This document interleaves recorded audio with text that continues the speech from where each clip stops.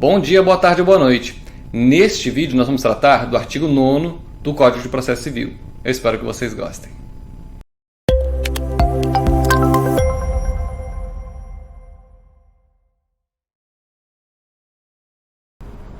Muito que bem, meus diletos.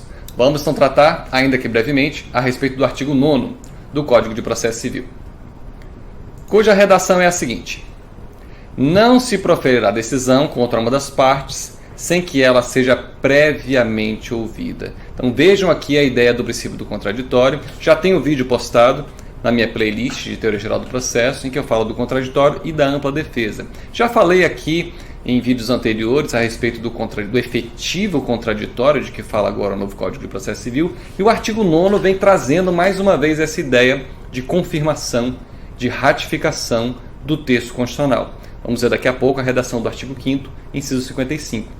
Mas a ideia, gente, é dar um destaque muito grande ao contraditório, porque realmente ele é importantíssimo para a validade do processo. Tá? O parágrafo único do artigo 9º, ele excepciona algumas situações em que o contraditório ele não acontecerá imediatamente.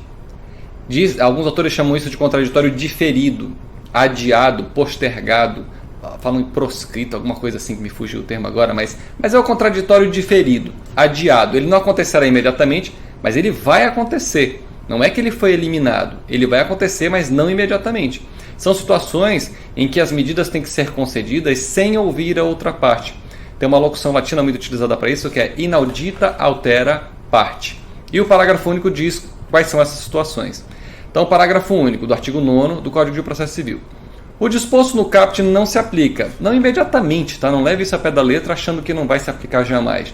Vai haver contraditório, mas no momento posterior, próximo futuro. Tá? Então, quais são as hipóteses? 1. A tutela provisória de urgência. Então, nas situações de tutela provisória de urgência, e eu tenho um vídeo postado a respeito desse tema, é um vídeo antigo, eu tenho até que refazer, atualizar, mas ele já está de acordo com o novo código. Quando há urgência, fica muito evidente que se for dada a oportunidade para outra parte se manifestar, ela pode levar à frustração do direito do autor. Pode acontecer um dano irreparável ou de difícil reparação. Então, exemplos. Imagine, por exemplo, a situação da concessão de uma busca e apreensão de menor.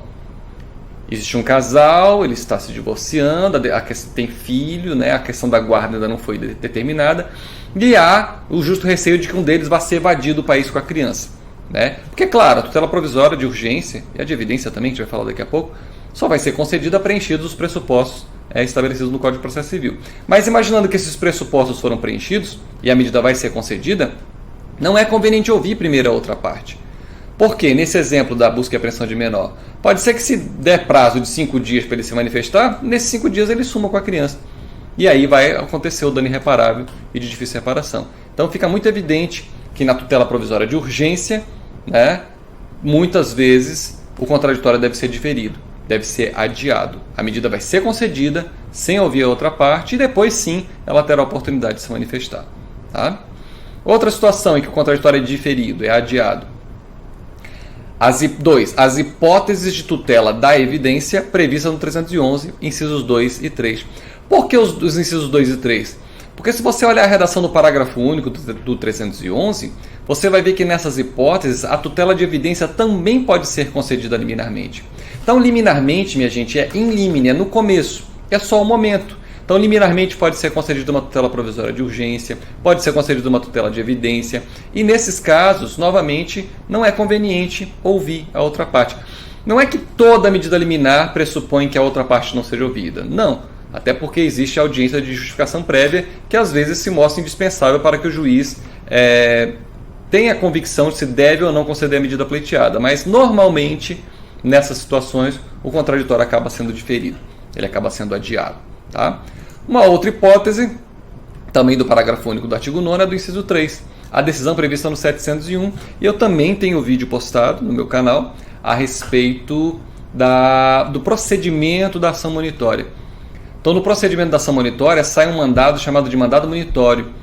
Então, já vai uma determinação de que a parte entregue ou pague determinada quantia, conforme a obrigação seja de entregar a coisa ou de pagar a quantia.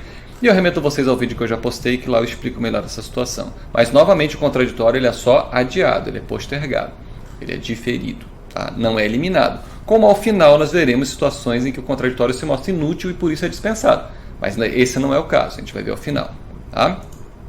Bem, na Constituição, portanto, artigo 5º, inciso 55, tem a previsão expressa aqui da previsão do contraditório e da ampla defesa, né, que não é objeto de análise hoje, o que nos interessa por enquanto é o contraditório.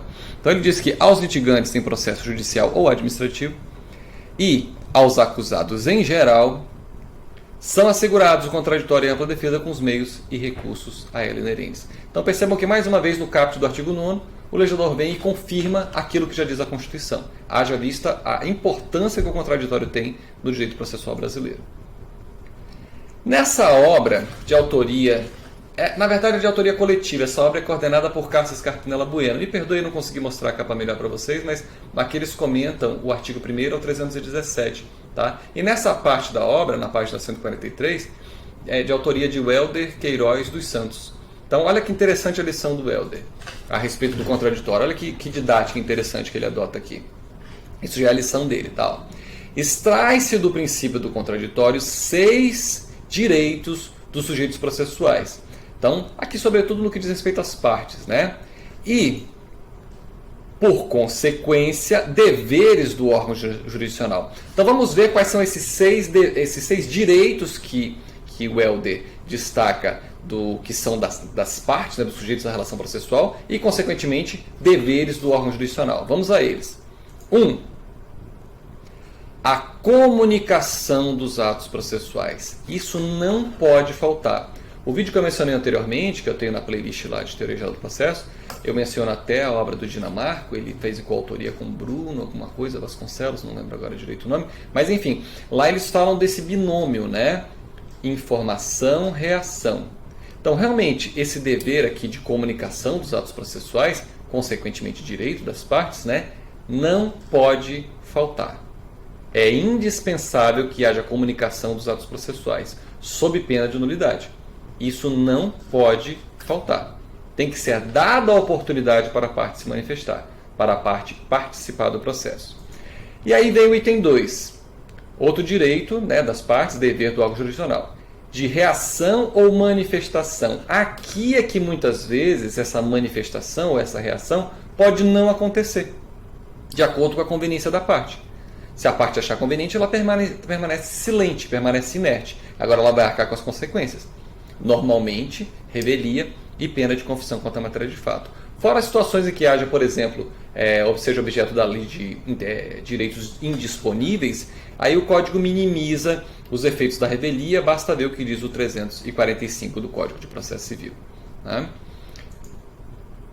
Outro dever do órgão jurisdicional e direito das partes. 3. De participação no desenvolvimento do processo. Então veja, de que adianta comunicar a parte que vai se realizar um ato processual, uma audiência, por exemplo, de instrução de julgamento, de que adianta ela ter essa possibilidade de manifestação, de reação, se ela não puder efetivamente participar do processo? Ela precisa ter essa oportunidade, porque ela não pode, por exemplo, ser proibida de fazer perguntas às testemunhas ou à outra parte. Ela tem que ser dada a ela a possibilidade de participação. E aqui entra em cena também, inclusive, a questão da defesa direta, ou pessoal, né? E da defesa técnica, que também é muito importante, e eu destaco no vídeo que eu já postei anteriormente. 4. Outro direito das partes, dever do órgão jurisdicional. Direito, né, de influência no conteúdo das decisões judiciais. E aqui você começa a ver novamente o aspecto substancial do princípio do contraditório. É o aspecto material, o efetivo contraditório. Só haverá um efetivo contraditório se ficar evidenciada na decisão que houve a possibilidade de a parte influir no conteúdo dela, da decisão. E como é que vai saber? Como é que vai ser possível se verificar se foi dada ou não essa possibilidade? Pela fundamentação. Não é à toa que o 489 do Código de Processo Civil diz o seguinte: são elementos essenciais da sentença. 2. Os fundamentos em que o juiz analisará as questões de fato e de direito. Então é na fundamentação que poderá ser verificado se foi dada à parte essa possibilidade de influir no veredito. Né? E aí, voltando à lição do Welder, que eu mencionei anteriormente, o item 5, ele destaca o direito também direito das partes, dever do órgão jurisdicional, de os argumentos das partes serem considerados pelo juiz. E mais uma vez, como é que a gente vai saber se esses argumentos foram considerados? Novamente, na fundamentação. Vejamos agora o que diz o 489 do Código de Processo Civil no seu parágrafo 1º, inciso 4. Parágrafo 1º. Não se considera fundamentada qualquer decisão judicial, seja ela interlocutória, sentença ou acórdão que, aí olha o inciso 4, não enfrentar todos os argumentos deduzidos no processo que, em tese, sejam capazes de infirmar a conclusão adotada pelo julgador. Então vejam, é na fundamentação que será verificado se realmente a parte teve a possibilidade de influenciar e se foram levados em consideração os argumentos capazes de infirmar a tese a que chegou, a conclusão a que chegou o órgão jurisdicional. Esse é o efetivo contraditório. Esse é o contraditório no seu aspecto substancial ou material.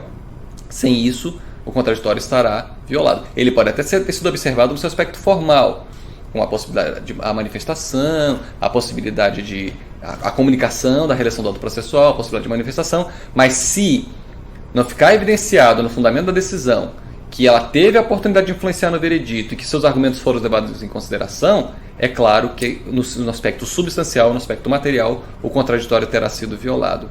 Lembrando que essa obrigação de toda a decisão ser fundamentada, ela tem status constitucional.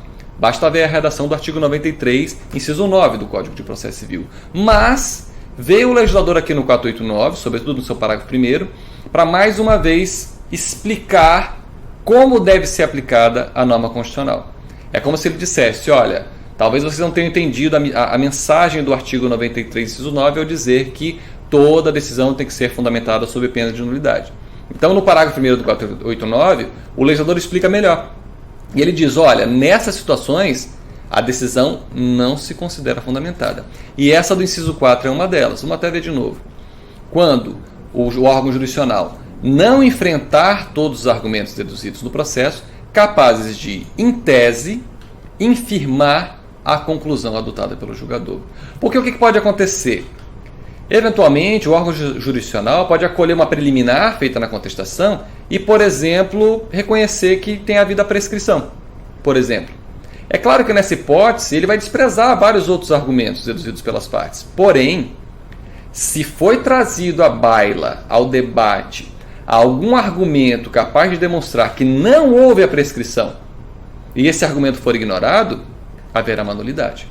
Haverá violação ao princípio do contraditório no seu aspecto substancial. Por quê? Porque esse argumento era capaz de, em tese, infirmar a conclusão adotada pelo julgador.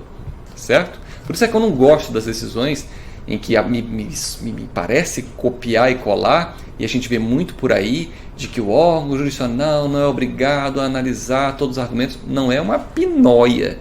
Ele é sim obrigado a analisar todos os argumentos deduzidos no processo que sejam capazes de infirmar a conclusão adotada pelo órgão julgador. Tá certo? E aí, um último item é mencionado na lição que eu mencionei do Helder. Me perdoe que eu não estou lembrando o nome completo dele, mas é Helder. Vamos voltar lá para eu ver. Vale menção. É importantíssima a menção aqui ao autor. Né? Aqui o 2. Aqui o 1. Vamos ver o nome do autor. O Helder Queiroz dos Santos. Merece menção, né? Então, vimos o 1, vimos o 2, vimos o 3, o 4, o 5. Agora o sexto direito que ele coloca como direito das partes. Ele fala dos sujeitos da relação processual, né? Eu que estou aqui acrescentando que são das partes. E ele fala que também é dever do órgão jurisdicional. O sexto é o seguinte, ó. De o juiz não prolatar decisão surpresa. Sobre isso eu vou falar no próximo vídeo, tá? Em que eu vou comentar o artigo 10 e eu vou falar melhor dessa vedação da decisão surpresa. Para finalizarmos, vejamos situações também destacadas pelo mesmo autor do contraditório inútil e aí, portanto, dispensado. Que situações são essas? Por exemplo, o artigo 330, que trata do indeferimento da petição inicial. Então aqui o processo vai ser extinto sem resolução do mérito. O réu ainda não integrou a relação processual e nem vai precisar integrar, até por uma questão de celeridade, de economia processual, de duração razoável do processo. Né? Ressalvada aqui a possibilidade de eventualmente o juiz ter dado oportunidade para o autor emendar a inicial, mas de repente ele não emendou ou não emendou a contento. então vai haver o indeferimento da petição inicial, conforme 330, e o réu não vai precisar ser incomodado com isso. Do mesmo modo, 332 trata da rejeição liminar do pedido do autor, e aqui há resolução de mérito. E claro, só será dispensada a citação se a decisão for no sentido de rejeitar o pedido do autor. Para acolher, não. Aí é indispensável que haja o contraditório. Mas se for para rejeitar, o réu não precisa nem ser incomodado com isso. O contraditório realmente se mostra inútil e por isso vai ser dispensado. Tá? Vejam, como sempre, eu lembro, isso aqui é uma apertadíssima síntese a respeito desse tema. É claro que tem muito mais a ser dito. Isso aqui é muito mais para despertar o interesse de vocês pelo assunto. De qualquer modo, eu espero que vocês tenham gostado. Por hoje é só e até a próxima.